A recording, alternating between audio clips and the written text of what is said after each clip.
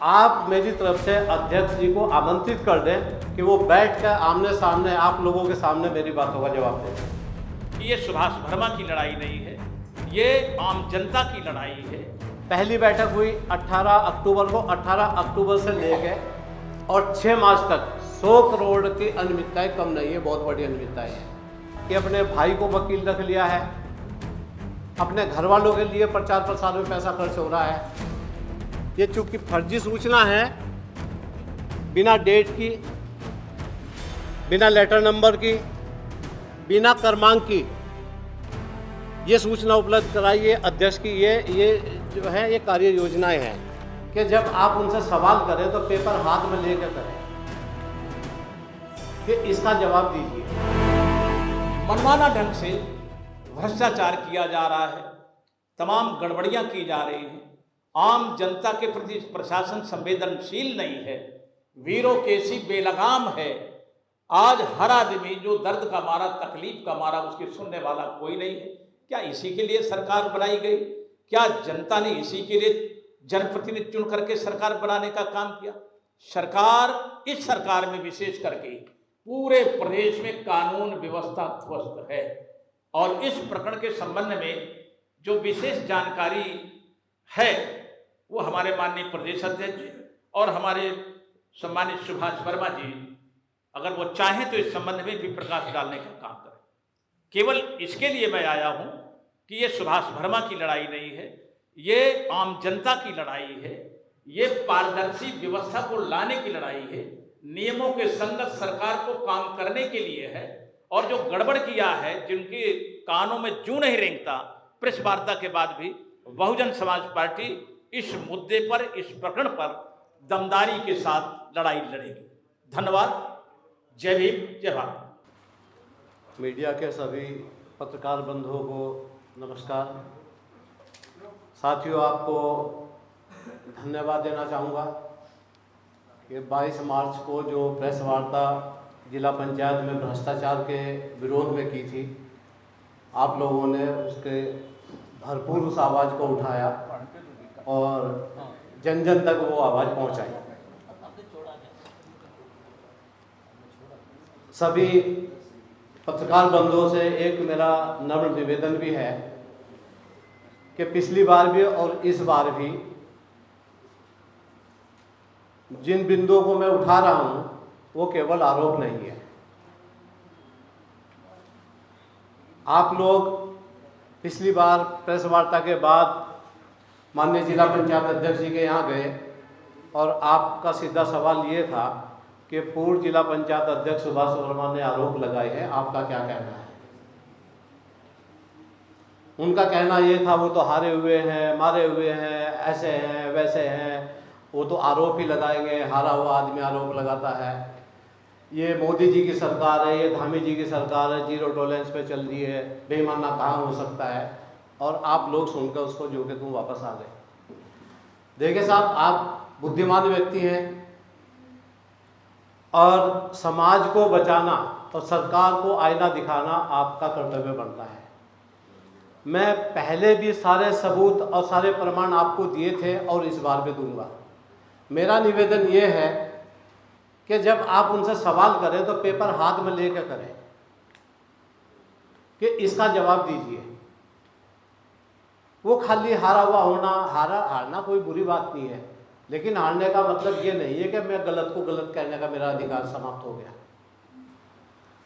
तो मैं तो आपसे निवेदन करूंगा कि एक बार सवाल जवाब करें, और अगर नहीं हो रहा तो मैं आपसे दूसरा निवेदन ये भी करता हूं कि आप मेरी तरफ से अध्यक्ष जी को आमंत्रित कर दें कि वो बैठ कर आमने सामने आप लोगों के सामने मेरी बातों का जवाब दे दें।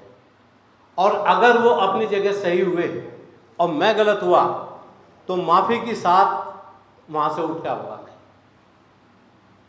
तो थोड़ा सा आप लोगों को इसमें सहयोग देना चाहिए। अब पहला प्रकरण जो था पार्ट 1 60 करोड़ का, जैसे हमारे प्रभारी जी ने अभी बताया, 26 दिन में, मात्र 26 दिन में 60 करोड़ की वित्तीय अनियमितताएं थी। अब 4 मार्च को टेंडर हुए 40 करोड़ के। आपके पास जो कार्रवाई है, बैठक की कार्रवाई 18/10 और 19/11 की वो आपके पास है। मैं फिर से वहीं आ रहा हूँ 22 तारीख वाले में। इसमें आप बताओ किसी भी कार्य की कोई कार्य योजना पारित है क्या? दोनों बैठक के प्रस्ताव आपके सामने हैं। एक भी कार्य योजना इसमें दोनों बैठकों में पारित नहीं है। जिला पंचायत की अब तक 3 बैठक हुई हैं, एक 18/10 में हुई है, दूसरी 19/11 में हुई है और तीसरी 23 मार्च में हुई है। तो 23 मार्च से पहले जितने भी काम हैं वो इन 2 बैठकों में होने चाहिए, लेकिन इनमें नहीं है। 40 करोड़ के टेंडर उसी तरह चलते हुए, उसी चाल पे चलते हुए धामी सरकार और मोदी सरकार का जीरो टॉलरेंस का हवाला देते हुए 40 करोड़ रुपए के टेंडर फिर किए गए और उसी तरीके से किए गए हैं। कोई सूचना अगर मांगी जाती है, 6 मार्च को एक सूचना इन्होंने दी जिसमें इन्होंने अपने, जैसे अभी प्रभारी जी ने बताया, अपने पिताजी को, अपने ताऊ जी को, अपने भाई को और टिकोला जिला पंचायत क्षेत्र में जिला पंचायत सदस्य ने अपनी माता जी को जो प्रस्तावक बनाया है, तो सूचना हमने चाहिए कि ऐसे प्रस्तावक हो सकते हैं क्या? मैं आपको उपलब्ध कराऊंगा। इसमें लिखा है नहीं हो सकते। ये पैसा सरकार देती है, ये परिवार के प्रचार प्रसार के लिए नहीं देती है। ये योजना का खर्चा, उसकी लंबाई, प्रस्तावक का नाम, संस्था का नाम के लिए होता है। ये रिश्तेदारों के प्रचार के लिए नहीं होता। फिर हमने ये भी पूछा, भाई हो सकता है इन्होंने बाहर से कोई प्रस्ताव दिया हो। प्रस्तावक वो होगा जिसका प्रस्ताव वहाँ पे जिला पंचायत की बोर्ड बैठक में होगा। हमने पूछा, भाई डॉक्टर रामपाल सिंह, बीरबल सिंह और मेहताब सिंह, साधुराम जी, इनका कोई प्रस्ताव आया हुआ है आपके यहाँ? तो जिला पंचायत में नहीं आया हुआ। तो ये एक्ट में भी ऐसा नहीं है। दूसरा, फिर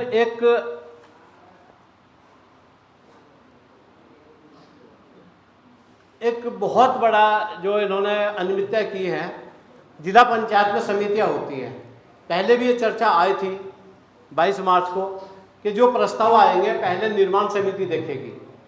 हमने इनसे पूछा 18 अक्टूबर 2000 से लेकर 6 मार्च 2023 तक आपने किसी समिति का गठन किया क्या? इन्होंने लिख दिया कि हाँ 6 समिति का गठन किया है, लिख के दे रखा है। और 6 मार्च तक बोर्ड की केवल 2 बैठकें हुई हैं। उन दोनों बैठकों की कार्रवाई आपके पास भी है, आप देख लीजिए। ये आपके पास भी है, आपको दी गई है। इसमें कहीं भी किसी समिति के गठन का कोई विवरण दिया है क्या? कोई चर्चा है क्या? एक्ट सीधा बोल रहा है कि भाई ये बैठक होगी और बैठक होने के बाद जो बोर्ड के मेंबर होंगे उनमें से ही समितियों का निर्वाचन होगा, न कि मनोनयन। और माननीय अध्यक्ष जी ने इन सबको मनोनीत कर दिया, जो बिल्कुल ही एकदम नियम के खिलाफ है। पंचायत एक्ट की धज्जियां उड़ाई जा रही हैं। ये समिति भी रद्द करने की बहुजन समाज पार्टी मांग उठाएगी। जब इनसे प्रस्ताव, इनसे आप 2 सूचनाएं मांग लो, एक सूचना 2 बार मांग लो, दोनों बार अलग अलग मिलेगी। एक बार इन्होंने सूचना दी अध्यक्ष के कार्यों की, मैं आपको दिखाना चाहूँगा। ये चूंकि फर्जी सूचना है, बिना डेट की, बिना लेटर नंबर की, बिना क्रमांक की ये सूचना उपलब्ध कराई है अध्यक्ष की। ये जो है ये कार्य योजनाएं हैं। और जब दोबारा ये सूचना मांगी, यही सूचना जब 29/4 में ये देते हैं, इसमें पूछा था जिला पंचायत हरिद्वार के वार्ड संख्या 19 मानकपुर आदमपुर और वार्ड संख्या 43 प्रहलादपुर दोनों की बैठक 18 अक्टूबर एवं 19 नवंबर में हुई पारित विकास योजना जो कि सदस्य द्वारा दी गई हो दिनांक सहित दीजिए। इन्होंने उसमें लिखा उक्त दोनों बैठकों में प्रस्तावकवार कोई योजना की सूची पारित नहीं है।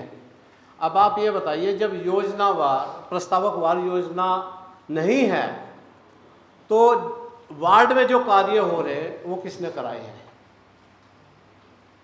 ये सब मन घड़ंत है। जब इनका मन करे, और ये मैं बता रहा हूँ टेंडर भी बैकडेट में करते हैं। पहली बार भी मैंने आपको बताया था कि जो टेंडर 14/11 में हो गए और प्रस्ताव 29/11 में आया, तो 14/11 में कैसे पता था कि 29/11 में ये प्रस्ताव आएगा, इसका टेंडर कर लिया जाए, और उसी जगह का, उसी स्थान का, उसी मेंबर का।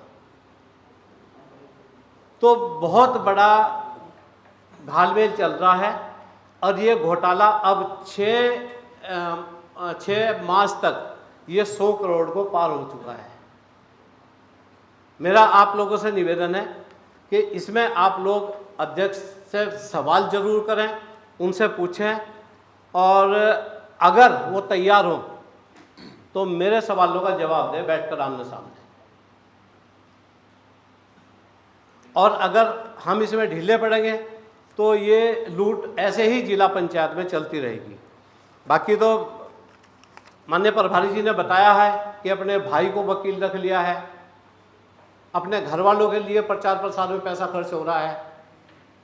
तो 100 करोड़ का पहली बैठक हुई 18 अक्टूबर को। 18 अक्टूबर से लेके और 6 मार्च तक 100 करोड़ की अनियमितताएं कम नहीं है, बहुत बड़ी अनियमितताएं हैं। आप लोग सब इसमें सहयोग करेंगे। मैं आप लोगों का धन्यवाद करता हूं, पहले भी आपने सहयोग किया और हमेशा आपका सहयोग मिलता रहेगा। धन्यवाद। इसके पहले जो आपने प्रेस कॉन्फ्रेंस की थी, इसके बाद आज दोबारा करनी पड़ी, बीच में क्या हुआ? क्या होने का मतलब ये है कि क्या पहले जो प्रेस कॉन्फ्रेंस हुई उसका कोई नतीजा नहीं आया सरकार की तरफ से या वहां के अधिकारियों की तरफ से? पहली कॉन्फ्रेंस हुई तो उसकी शिकायत की गई शासन में, कमिश्नर साहब के भी यहाँ शिकायत हुई और शासन में भी शिकायत हुई। शासन ने उसमें एफिडेविट के साथ 3 कॉपी मांगी, शिकायत की, वो उनको दे दी गई। उसके बाद से अभी जब कुछ नहीं हुआ, और इस बीच में एक पत्र चला कमिश्नर के यहाँ से, जिसमें अभी बताया प्रभारी जी ने जिला अधिकारी को ये आदेश किया गया कि आप इसकी जांच करिए अनियमितताओं की। तो उन्होंने एक कमेटी बना दी मुख्य विकास अधिकारी के नेतृत्व में, और वो इसलिए बना दी कि जो पेपर एविडेंस है इसको तो कोई खत्म नहीं कर सकता, कोई भी अधिकारी हो, कितना भी फेवर करने वाला हो, जिससे वो जांच गलत हो जाए, वो चाहे खिलाफ भी दे दे, लेकिन वो कानूनी जांच नहीं होगी। वो कल अध्यक्ष अगर कोर्ट में जाते हैं वो ये कह देंगे जी इनको जांच करने का अधिकार नहीं है, उनको लाभ देने के लिए। फिर इसमें कोर्ट में गए और कोर्ट ने उस जांच को रोका है और सरकार को 4 सप्ताह के अंदर काउंटर देने के लिए आदेश किया था। आपके बसपा के 4 सदस्य भी हैं वहाँ पे। इसके पहले आपने जब प्रेस कॉन्फ्रेंस की थी तो बसपा के जो प्रदेश अध्यक्ष थे पहले वो भी आए थे, आज भी बसपा के जो वर्तमान प्रदेश अध्यक्ष है वो भी आए हैं, लेकिन उस बोर्ड में 4 आपके जो सदस्य हैं बसपा के, वो क्या आपका साथ नहीं देते या उसके खिलाफ या उस मुद्दे को लेकर के साथ नहीं आते? मैं तो संपर्क करूंगा संगठन में, अब इसका जवाब तो संगठन दे सकता है। साथियों, ये पार्टी की बैठक नहीं है, अटेंडर कब तय हुआ।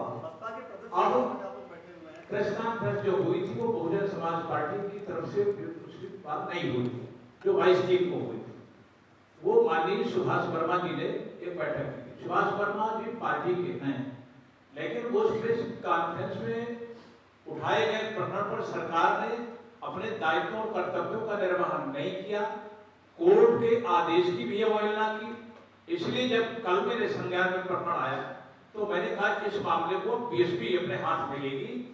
अब बीएसपी इस मामले को लेकर के बीएसपी बैठक लेगी, जिला पंचायत सदस्यों को बुलाएगी, माननीय विधायकगणों को बुलाएगी और बुलाएगी, या तो प्रेस कॉन्फ्रेंस तो इसके माननीय प्रदेश अध्यक्ष जी आ गए, मैं आ गया, है ना। ये हरिद्वार जिले में ही